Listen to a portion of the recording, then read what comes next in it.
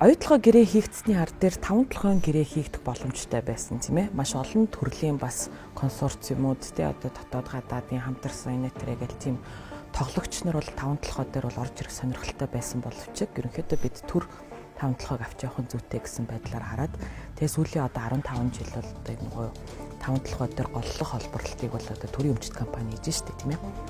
За мэдээж хэрэг энэ дэр ч гэсэндээ бас алдаа оноо бий. Тийм ээ. Тэгэхдээ одоо яг энэ шийдвэр маань ерөнхийдөө бол энэ одоо бидний яриад байгаа эдийн засаг хэд төрлийн оролцоотой болчихсон байна гэдэг тэр нөхцөл байдлыг бас үүсгэцнийг ч гэсэндээ бод дээр харах хэрэгтэй. Тийм ээ.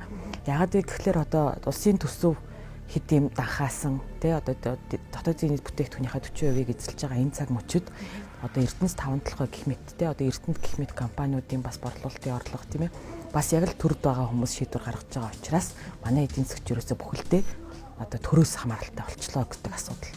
Тэгэхээр яг энэ цаг мөчид бид одоо бүрэн одоо хуучин одоо систем руугаа шилжчихээгүйхээ цагдор одоо хувийн хвшлээ босгож ирэх хэрэгтэй байна тийм ээ. Одоо ийм ялангуяа ийм олон улсад өрсөлдөх чадвартай гаднаас мөнгө олж ирч чаддаг гадагшаага одоо ийм уул уурхаан бус экспортыг хийж чаддаг тийм хувийн хвшлүүдийг одоо олноор нь бий болгохгүй бол тийм ээ одоо бид нар бол ингээд яг үнэндээ нөгөө 34 жилийн өмнө яаж хувийн өмчийг одоо бий болгох вэ энэ гэл өмч хөвчлөл энэ гэл явсан шүү дээ тий. Яг тэр цаг мөч рүүгээ бол ингээд ойртсон байж шүү дээ.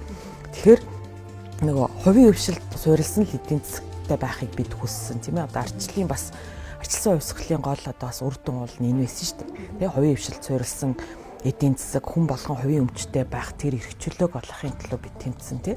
Тэгэхээр бол одоо эдийн засгийн эрх чөлөө бол яг л энэ хувийн хвшил дээрээ суурилсан тийм л байдлаар бол хөгжинэ гэж хардаг.